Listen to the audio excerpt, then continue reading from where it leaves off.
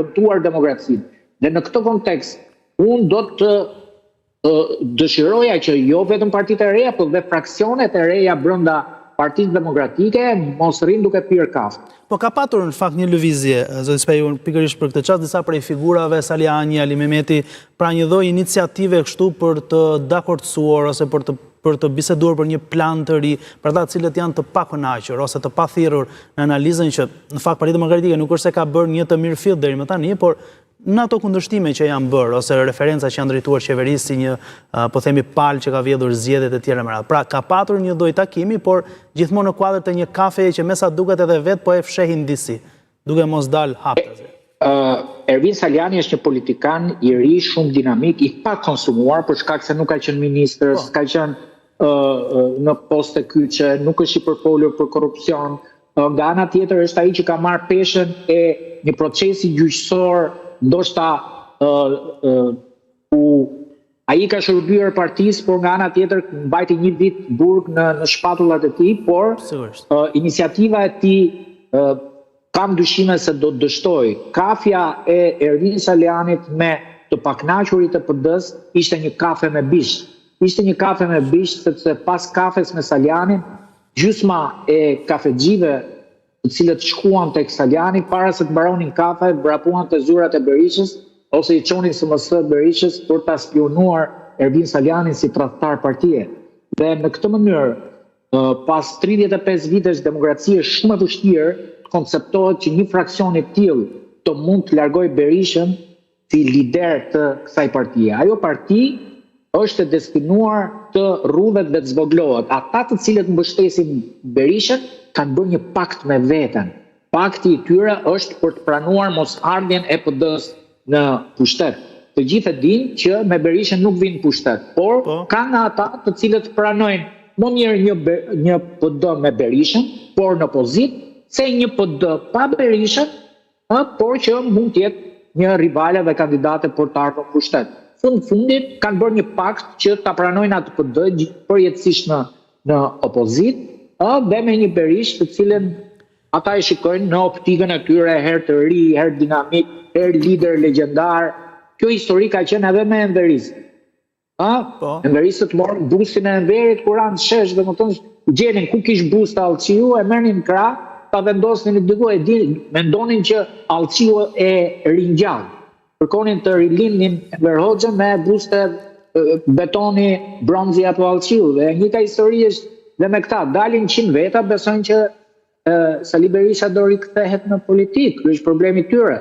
Do thënë dhe fundit është një ideologji e cila mendoj që do mbijetojë edhe kur të mos jetë Berisha me një numër të përcaktuar, me një përqindje të caktuar.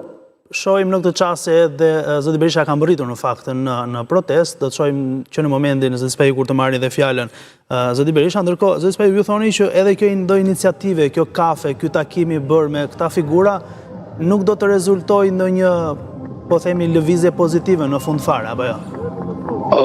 Unë kam besim që fraksionet e Partisë Demokratike dhe partitë e reja të krijojnë një pol. Vetëm një alternativë e re politike mund të sjellin ndryshimin në Shqipëri. Përpjekjet për t'i marrë Partinë Demokratike Sali Berishës kanë dështuar 35 vjet, do dështojnë dhe 35 tjera edhe sikur Berisha ta trashëgojë te familjarët e tyre, familjarët e tij. Po, pati një njoftim në fakt nga zoti Berisha që kjo foltore do të jetë kombëtare, pra do shtrihet në të gjithë qytetet e Shqipërisë. Me sa duket, nuk pati një realizim të tillë sot. Ndoshta e shihni si diçka që i mungon në aspektin praktik mbështetja nga qytetarët, apo mund ta shohim dhe mund të jetë e pritshme edhe në vijim. Ekziston kjo mundësi? Mendoj që nuk ekziston asnjë mundësi, një parti e cila nuk mbledh në kryeqytet. Pra po ta vëmë re, tashmë Partia Demokratike e ka humbur edhe misionin e saj të shtrirjes kombëtare gjeografike. Ajo nuk është e shtrirë më në gjithë Shqipërinë. Ajo është si disa parti të reja të cilat funksionojnë në Tiranë apo 2-3 qytetet kryesore.